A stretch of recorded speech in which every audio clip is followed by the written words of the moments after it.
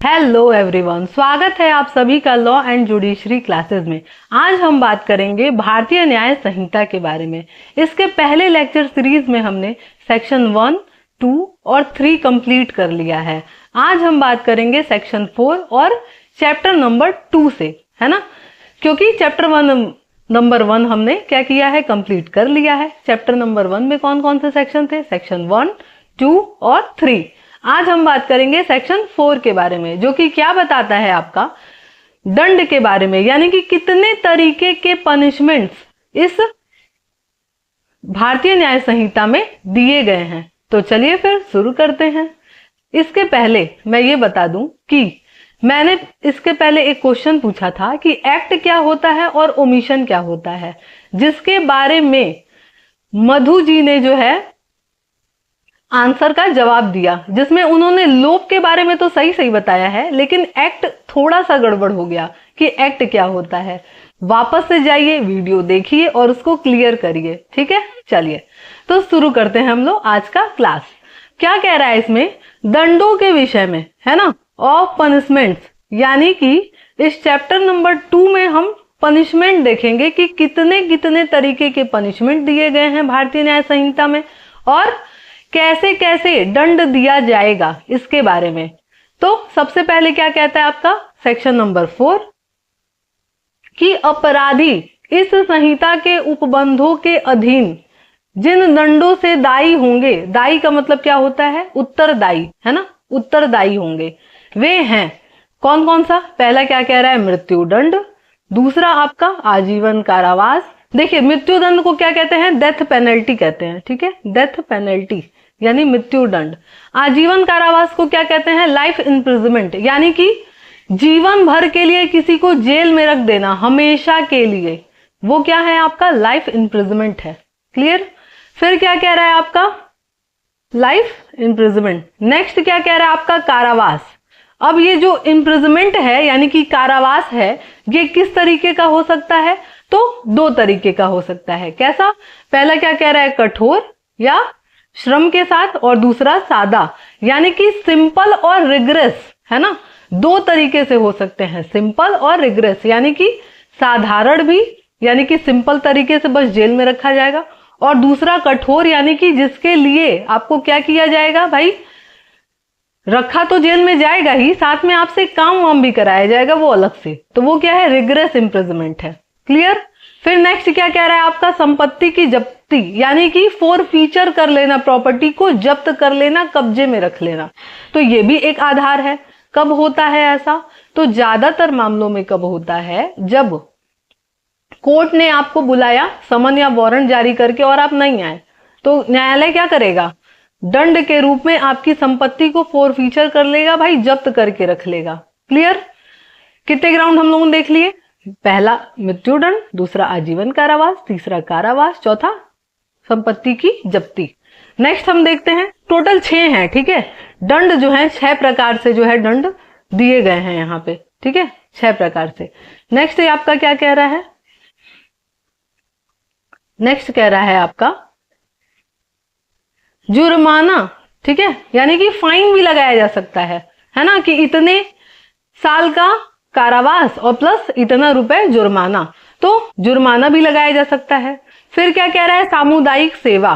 अब ये सामुदायिक सेवा क्या होता है? ये नया जोड़ा गया है, ठीक है, न्यू है ये, अमेंडमेंट के थ्रू जो है इसमें क्या किया गया भाई? जब नया नया कानून बना आपका, पहले तो आईपीसी थी, आईपीसी में 5 तरह के ही पनिशमेंट थे, लेकिन इसको क्या किया गया है? ऐड किया गया है जब भारतीय न्याय संहिता बनी है ना। तो जब भारतीय न्याय संहिता बनी है, अब मुझे कमेंट में ये बताइएगा आप लोग कि भारतीय न्याय संहिता लागू कब हुई है, बनी कब है और लागू कब हुई है। ये दोनों मैंने बताया था, ठीक है। कब बताया था? पहले क्लास में। तो जरूर बताइएगा भाई कि भारतीय न्याय संहिता आपकी लागू कब हुई है, ठीक है। तो क्या कह रहा है भाई? सामुदायिक सेवा क्या होता है? सामुदायिक सेवा यानी कि कम्युनिटी सर्विस, इसको इंग्लिश में कहते हैं कम्युनिटी सर्विस, यानी कि आप जो है किसी कम्युनिटी की क्या करे? सेवा करे, सर्विस दे। कैसे? जैसे कि मान लीजिए कि ये जनरली कैसे अपराधों में दिए जाते हैं, जिसमें जो है आप पहली बार ऑफेंडर हैं, यानी कि पहली बार आपने क्या किया है? अपराध किया है, या फिर इतना छोटा अपराध किया है कि आपको क्या किया जाएगा, सामुदायिक सेवा के लिए कह दिया जाएगा कि भाई क्या करो, जाओ जाके किसी की सेवा कर दो। कैसे सेवा? जैसे मान लीजिए कि आप किसी वृद्धा आश्रम में जाइए, जा करके उन सबके क्या करिए, 1 महीने तक कपड़े धोइएगा। या जा करके आप क्या करिए, बुजुर्गों के यहाँ जाइए। भाई क्या होता है, वृद्धा आश्रम तो है ही, बड़े लोगों के लिए भी आश्रम होता है अलग से, है ना, कि जो लोग जो हैं जिनको घर से निकाल दिया जाता है, ऐसे लोगों के लिए भी। तो क्या किया जाएगा भाई, आप जाइए, जा करके उनकी सेवा करिए, या उनको कुछ सिखाइए, या बच्चों को पढ़ाइए मुफ्त में। ऐसा कोई काम जिसके लिए आपको पैसे नहीं दिए जाएंगे, आपसे बिना पैसे का काम कराया जाएगा, वो क्या है, सामुदायिक सेवा है। जैसे मान लीजिए कि आप चले गए किसी के अनाथ आलय में, है ना, वहां क्या करना है, बच्चों को क्या करना है, बर्गर पिज्जा खिला दो, ठीक है। तो ये सब क्या है, सामुदायिक सेवा है, कम्युनिटी सर्विस है, कि किसी की आप क्या करें, किसी कम्युनिटी की सेवा करें। या कह दिया जाएगा कि जाओ जाके गांव में जाओ और गांव में घूम घूम करके सबको पकड़ करके पढ़ाओ, कुछ दिन तक पढ़ाना है तुमको। अगर तुम जिस चीज के बारे में जानकार हो उस चीज का नॉलेज तुम दो, ठीक है। तो ये सब क्या है, कम्युनिटी सर्विस है, ठीक है। इन सबको क्या बोलते हैं, सामुदायिक सेवा कहते हैं। क्लियर? नेक्स्ट हम बढ़ते हैं सेक्शन नंबर 5 पे। अब सेक्शन नंबर 5 क्या कहता है हमारा, सेक्शन नंबर 5 कहता है आपका कि समुचित सरकार अपराधी की सम्मति के बिना, ठीक है, समुचित सरकार अपराधी की सम्मति के बिना। अब समुचित सरकार क्या होता है, समुचित सरकार में आपके केंद्र सरकार भी आएंगे और राज्य सरकार भी आएंगे, ठीक है, जिसको बोला जाता है समुचित सरकार। क्या कह रहा है, अपराधी की बिना सम्मति के, यानी कि अपराधी से उसको पूछने की जरूरत नहीं है, उस सरकार को क्या कर सकता है, इस संहिता के अधीन किसी दंड का भारतीय नागरिक सुरक्षा संहिता की धारा 474 के अनुसार किसी दंड को अन्य दंड में लघुकरण कर सकती है। यानी कि कहने का मतलब क्या है कि सरकार जो है वो उस अपराधी से पूछे बिना क्या कर सकता है, उसके अपराध के दंड को कम कर सकता है। अब ये समुचित सरकार कौन है, तो केंद्र सरकार और राज्य सरकार दोनों है, ठीक है। वही कह रहा है कि ये जो भारतीय नागरिक सुरक्षा संहिता है वो क्या बताता है, प्रक्रिया बताता है, प्रोसीजर बताता है किसी चीज का। किस चीज का, जो भी अपराध बीएनएस में दिए गए हैं, यानी कि भारतीय न्याय संहिता में दिए गए हैं, उसकी प्रक्रिया कहाँ दी गई है। कि भाई आप जो है, मान लीजिए कि कोई व्यक्ति है, वो क्या कर दिया, ए जो है मर्डर कर दिया, ठीक है, सबको पता है मर्डर कर दिया। अब मर्डर कर दिया है तो हम इसको सजा कैसे दिलाएंगे, ये कौन बताएगा। आपका बीएनएस की धारा 101 कह दिया कि भाई कोई व्यक्ति मर्डर कर दिया, अब इतनी सजा है। मान लीजिए कि डेथ पेनल्टी है, ठीक है, मृत्यु दंड की सजा है। अब डेथ पेनल्टी की ये जो सजा है, इतना तो सबको पता है कि भाई बीएनएस में प्रावधान है, यानी कि भारतीय न्याय संहिता में प्रावधान है, धारा 101 के अंतर्गत ये दोषी हैं। लेकिन अब इस दोषी को हम सजा कैसे दिलाएं, ये कौन बताएगा, ये आपकी भारतीय नागरिक सुरक्षा संहिता बताएगी, है ना, बीएनएसएस जिसे कहते हैं, तो वो बताएगी। अब वो क्या बोलती है, तो जाहिर सी बात है भाई, अगर किसी व्यक्ति ने किसी की क्या की है, मृत्यु कर दी है, यानी कि उसको जान से मार दिया है, तो हम क्या करेंगे, सबसे पहले उसको पकड़ेंगे, पकड़ के कहां ले जाएंगे, पुलिस स्टेशन। अगर नहीं पकड़ पाए तो भी क्या करेंगे, पुलिस स्टेशन जाएंगे, जाके वहां एफआईआर लिखवाएंगे, ठीक है। एफआईआर लिखाने के बाद क्या करेगा पुलिस वाला, इन्वेस्टिगेशन करेगा कि भाई इस व्यक्ति पे जो आरोप लगा है, क्या देखते ही मात्र पता चल रहा है कि इसने ये अपराध किया है, या पता चल रहा है कि वो तो था ही नहीं वहां पे, है ना। तो सारी परिस्थितियों को देखेगा, फिर क्या करेगा, इन्हें पकड़ेगा, पकड़ के 24 घंटे के सामने मैजिस्ट्रेट के सामने पेश करेगा, 24 घंटे के अंदर। फिर मैजिस्ट्रेट क्या करेगा, देखेगा, जांच करेगा, यानी कि क्या करेगा, इंक्वायरी करेगा कि भाई ऐसा मामला इनके ऊपर बन भी रहा है या ऐसे ही फालतू में क्या किया गया, उनके ऊपर आरोप लगा दिया गया है। जब मैजिस्ट्रेट को लगता है तो वो क्या करेगा, चार्ज फ्रेम करेगा, किस आधार पे, पुलिस रिपोर्ट के आधार पे, है ना। उसके बाद क्या होगा भाई, ट्रायल शुरू होगा। अगर उसको लगता है न्यायालय को कि ये आदमी इसने क्या किया है, डेथ किया है किसी का, तो मृत्युदंड की सजा सुनाएगा, नहीं लगता है तो छोड़ देगा, है ना। तो ये सारी जो प्रक्रिया है कहाँ है, भारतीय नागरिक सुरक्षा संहिता में है। वही कह रहा है। अब मान लीजिए कि किसी को सजा मिल गया, ठीक है, लेकिन इसका आचरण अच्छा है, अच्छे से बिहेव कर रहा है सबके साथ, अच्छे से जेल में रह रहा है, सुख शांति से चुपचाप से पड़ा रहता है, न किसी से झगड़ा न झंझट।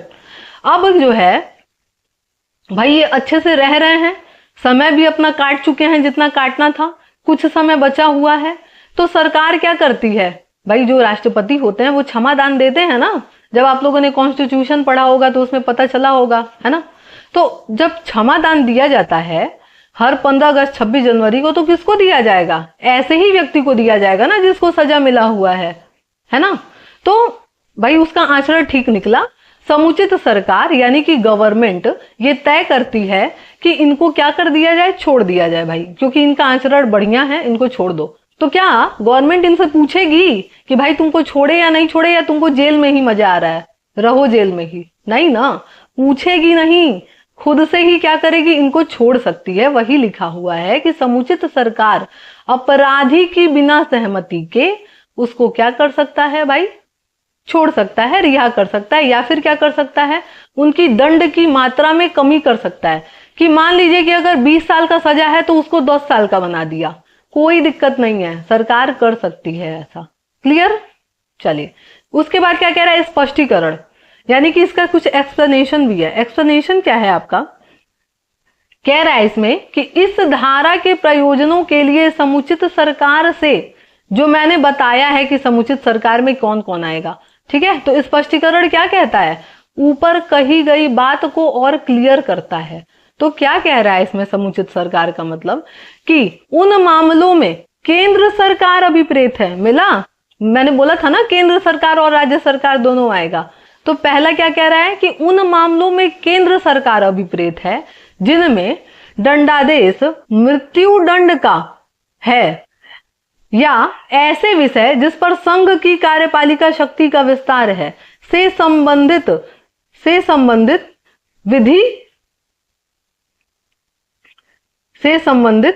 विधि के विरुद्ध कोई अपराध है। यानी कि क्या कह रहा है, ऐसा कोई दंड, देखिए हमेशा एक चीज याद रखिएगा कि समुचित सरकार में अगर कोई मृत्यु दंड का कोई प्रावधान है, वो हमेशा केंद्र सरकार के पास ही डील होगा, क्योंकि राष्ट्रपति कहाँ का हेड होता है ना, संसद का हेड है ना, कार्यपालिका जो सबसे सुप्रीम है उसका हेड है। तो मृत्यु दंड का क्षमा दान देने की शक्ति किसके पास है? राष्ट्रपति के पास है। सबने पढ़ा है ये चीज, है ना। कहाँ है क्षमा दान का, बताइएगा जरूर, ठीक है। नहीं तो मैं कल बताऊंगी, कल की क्लास में, कि क्षमा दान की शक्ति कहाँ है ना। तो क्या कह रहा है इसमें कि मृत्यु दंड का तो भाई केंद्र सरकार के पास है ही, लेकिन जहां भी केंद्र सरकार की कानून व्यवस्था लागू होती है वहां भी है। कैसे? जो यूनियन टेरिटरी होती है, जो कि संघ जिसको बोला जाता है केंद्र शासित प्रदेश, तो ऐसे एरिया में जो है केंद्र सरकार का ही कानून चलेगा ना। तो वही कह रहा है कि ऐसे एरिया में अगर विधि विरुद्ध कोई अपराध किया गया है, उससे संबंधित है, तो वहां पे कौन है? केंद्र सरकार है। फिर क्या कह रहा है, उन मामलों में राज्य सरकार अभिप्रेत है। किन मामलों में? जहां जिसके भीतर अपराधी जो है दंडाविष्ट, जैसे उत्तर प्रदेश में है तो उत्तर प्रदेश की सरकार क्या करेगी, उसको भाई कम कर सकती है, उसके जो भी पनिशमेंट्स हैं उसको, ठीक है। चाहे वो मृत्यु दंड है या नहीं, इससे कोई फर्क नहीं पड़ता है। राज्य की कार्यपालिका शक्ति का विस्तार है और उससे संबंधित कोई अपराध है तो वो क्या कर सकता है भाई, उसके सजा को क्या कर सकता है, कम कर सकता है। क्लियर? फिर क्या कह रहा है आपका आगे कह रहा है आपका कि उन मामलों में उस राज्य की सरकार अभिप्रेत है जिसके भीतर क्या किया गया है, अपराधी दंडाविष्ट हुआ है, ठीक है। यानी कि राज्य सरकार कब आएंगे, जब उस राज्य सरकार के क्षेत्र के भीतर ऐसा अपराध हुआ है जहां मृत्यु दंडादेश है या नहीं है, इससे कोई मतलब नहीं है मृत्यु हुआ है या नहीं। फिर क्या कह रहा है, ऐसे विषय जिस पर राज्य की कार्यपालिका शक्ति का विस्तार है, यानी कि स्टेट गवर्नमेंट की जो एग्जीक्यूटिव पावर है वो वहां पे हावी है ना। क्योंकि भाई हम लोगों ने पढ़ा है ना कि केंद्र सरकार जो है कहां पे कानून बना सकती है, अपने क्षेत्र में, राज्य सरकार अपने क्षेत्र में, है ना। तो इसी को ही हम क्या कहते हैं, परिसंघात्मक संविधान ना, इसी को तो कहते हैं, जहां केंद्र सरकार अपने क्षेत्र में कानून बनाए, राज्य सरकार अपने क्षेत्र में कानून बनाए, वही कह रहा है। और क्या कह रहा है कि विधि के विरुद्ध अपराध के लिए है, यानी कि वहां पे जो है भी अपराध हुआ है उसके लिए राज्य सरकार जो है वहां की क्या कर सकती है भाई, क्षमादान दे सकती है, उसके पास पावर है। क्लियर। आगे क्या कह रहा है आपका सेक्शन नंबर 6। अब सेक्शन नंबर 6 क्या कहता है आपका, सेक्शन नंबर 6 कहता है आपका दंडा विधियों की भिन्नों की गणना करने में अन्यथा उपबंधित के सिवाय आजीवन कारावास को 20 वर्ष के कारावास के तुल्य गिना जाएगा। अब इसका मतलब क्या कह रहा है ये, अभी तो मैंने बताया ना कि आजीवन कारावास का मतलब है कि पूरे जीवन भर आप उसको जेल में रखें, लेकिन कभी कभी क्या होता है, अब ये ऐसा क्यों है प्रोविजन भाई, दो तरह की बात कर रहे हैं।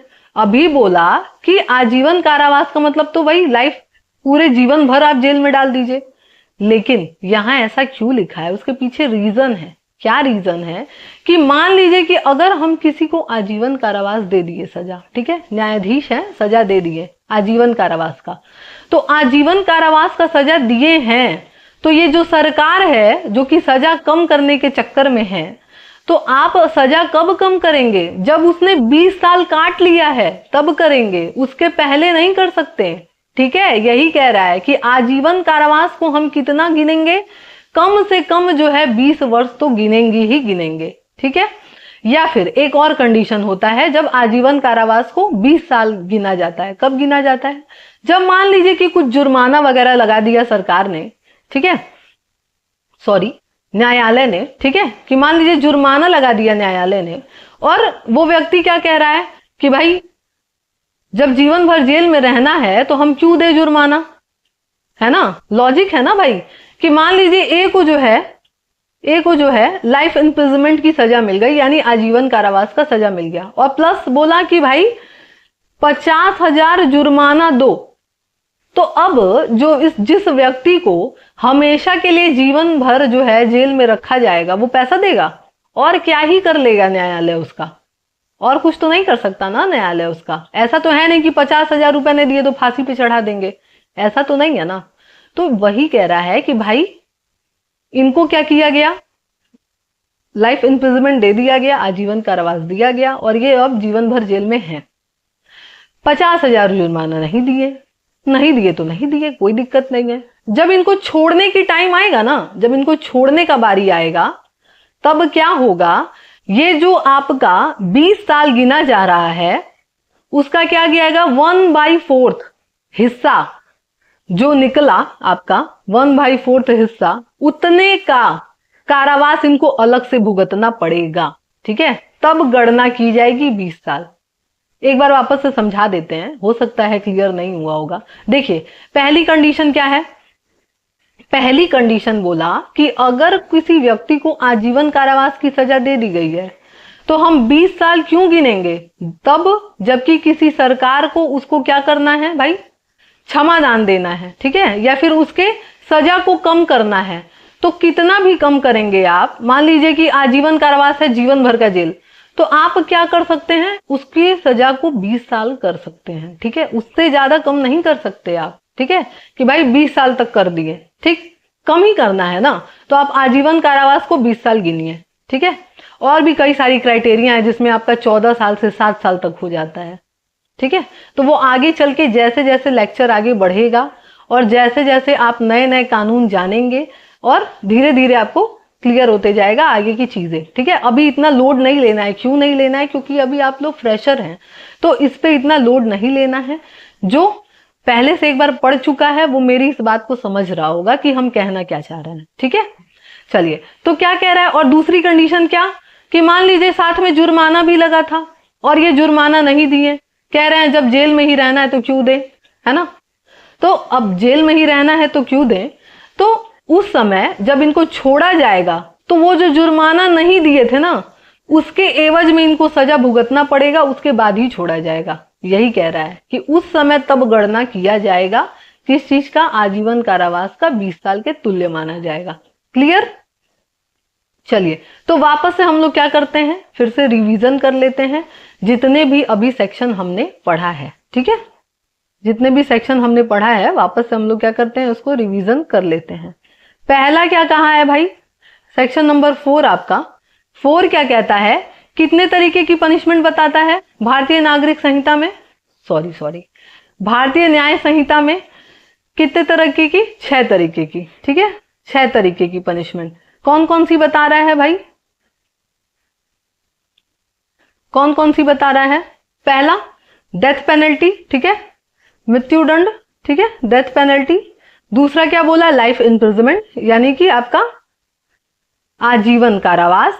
फिर क्या बोला, इम्प्रिजनमेंट, कारावास, ठीक है, इम्प्रिजनमेंट यानी कि कारावास, यानी कि आपको अब ये कारावास भी किस किस तरीके से, एक सिंपल यानी कि साधारण कारावास, दूसरा कठोर यानी कि रिग्रेस इम्प्रिजनमेंट। ठीक, तीसरी कंडीशन क्या कह रहा है आपका, फोरफीचर ऑफ प्रॉपर्टी, ठीक है, यानी कि क्या किया जाएगा, संपत्ति को जब्त करना। नेक्स्ट क्या बोला था आपका, नेक्स्ट बोला था फाइन, यानी कि जुर्माना लगा दिया जाएगा। लास्ट क्या है आपका, कम्युनिटी सर्विस, यानी कि सामुदायिक सेवा, यानी किसी समुदाय की आप क्या कर दीजिए, जाकर के सेवा कर दीजिए, आपका काम खत्म। ठीक है, ये जनरली कुछ ही मामलों में होता है, जैसे मान लीजिए कि मानहानि वगैरह हो गया है ना, छोटा मोटा मानहानि आप किसी का कर दिए, या चोरी वगैरह कर लिए है ना, कुछ पर्टिकुलर संपत्ति का जो किसी क्राइटेरिया में आते हैं कि भाई इतने तक की संपत्ति है तो आप कर लिए, कोई दिक्कत नहीं है ना। जनरली जो है 5,000 तक की है जो जिस संपत्ति पे आपको छूट मिला हुआ है। ठीक है, फिर क्या कह रहा है आपका, ठीक है, तो ये चीजें हैं। फिर नेक्स्ट हमने क्या देखा था कि धारा 5 क्या बोलता है, समुचित सरकार किससे नहीं पूछेगी, अभियुक्त या अपराधी से नहीं पूछेगी कि भाई तुम्हारी हम सजा को क्या कर रहे हैं, कम कर रहे हैं। पूछने की कोई जरूरत नहीं है, कम वो खुद से भी कर सकते हैं। और ये जो समुचित सरकार है इसमें कौन कौन आएगा, केंद्र सरकार आएगा आपका, और कौन आएगा, राज्य सरकार आएगा। और अपने अपने क्षेत्र के अंतर्गत वो क्या कर सकते हैं, अपनी अपनी शक्ति का प्रयोग करके अपराधी के दंड को कम कर सकते हैं। क्लियर। फिर आपका नेक्स्ट क्या है जो हमने पढ़ा, क्या पढ़ा, दंडा विधियों की भिन्नों का गणना करने में अन्यथा उपबंधित के सिवाय। अब ये जो अन्यथा उपबंधित के सिवाय है, ये वर्ड शायद मैंने नहीं बताया, ये भी मैं क्लियर कर दूं कि अन्यथा उपबंधित के सिवाय का मतलब ये होता है कि जब तक कहीं और कुछ न कहा गया हो तब तक हम क्या मानेंगे, आजीवन कारावास का मतलब 20 साल मानेंगे। ठीक है, यही मैंने अभी जो है कुछ देर पहले समझाया था कि कहीं कहीं पे 14 साल भी है और उसी 14 साल को हम 7 साल में भी बदल देते हैं, है ना। ये आपको BNSS मिलेगा, भारतीय नागरिक सुरक्षा संहिता में मिलेगा। अभी आप बस इतना जानिए कि जब तक कि कुछ और कहीं नहीं कहा गया है हम क्या मानेंगे, आजीवन कारावास का मतलब 20 साल मानेंगे। और ये 20 साल की गणना क्यों की जा रही है, जब ऑलरेडी बोला गया आजीवन कारावास का मतलब जीवन भर जेल में रहना। कहने का मतलब ये है उसका कि भाई 2 कंडीशन मैंने बताया। पहली कंडीशन क्या कि जब जो है उनकी सजा को माफ करना है, उस कंडीशन में ये देखा जाएगा। दूसरी कंडीशन क्या कि जब जुर्माने का भी सजा दिया गया था और वो जुर्माना नहीं दिया है, उस कंडीशन में इस चीज को देखा जाएगा। ठीक है, तो उम्मीद करते हैं आज का लेक्चर आपको पसंद आया होगा। एक छोटा सा इंपॉर्टेंट अनाउंसमेंट कर दूं मैं कि बैचेस अवेलेबल हैं, जिसको भी बैचेस लेने हैं, चाहे आपके LLB के सेमेस्टर के लिए ही क्यों ना हो, या PCSJ के लिए, APO के लिए, या अदर कोई भी कॉम्पिटिटिव एग्जाम है, उन सब के लिए बैचेस अवेलेबल हैं। जो भी इंटरेस्टेड है बैचेस को ले सकता है। ठीक है, तो और अगर किसी को भी इस वीडियो की जरूरत है, चाहे वो LLB करता हो या नहीं, उससे कोई फर्क नहीं पड़ता है। अपने भारत के कानून को जानने का सबको अधिकार है और सबको जानना भी चाहिए। क्यों जानना चाहिए, इसलिए ताकि आपको कोई आगे चल के बेवकूफ ना बना सके। अगर आप अपने अधिकारों को जानेंगे तभी सशक्त बनेंगे और तभी जो है देश का विकास हो सकेगा, है ना। कि भाई जब तक आप कानून नहीं जानेंगे तब तक लोग आपको बेवकूफ बनाते रहेंगे। इसलिए बहुत जरूरी है कानून को जानना, उन हर व्यक्ति के लिए जिसको लोग बेवकूफ बनाते हैं आसानी से, है ना। तो इसलिए अपने कानून को जानना बहुत जरूरी है कि कानून में क्या क्या प्रावधान है, ताकि आप किसी से बात करने से पहले हिचके नहीं, डरे नहीं। बहुत लोग होते हैं पुलिस वालों से डर जाते हैं, कोई जरूरत नहीं है डरने की। अगर आप अपने कानून को, अपने अधिकार को जानते हैं तो आप एक जागरूक नागरिक बनेंगे। ठीक है, तो चलिए फिर, उम्मीद करते हैं आपको लेक्चर पसंद आया होगा। अगर पसंद आया है तो लाइक जरूर करिएगा, है ना। और बहुत सारे ऐसे लोग हैं जो वीडियो देखते हैं बट सब्सक्राइब नहीं करते हैं, तो सब्सक्राइब जरूर करिए, ज्यादा से ज्यादा लोगों को शेयर करिए जिसको भी जरूरत है ना। हर एक व्यक्ति को शेयर जरूर करिए जो भी आपकी जानकारी में है और जो भी इंटरेस्टेड है इन सब चीजों को जानने के लिए। ठीक है, तो चलिए फिर मिलते हैं नेक्स्ट क्लास में।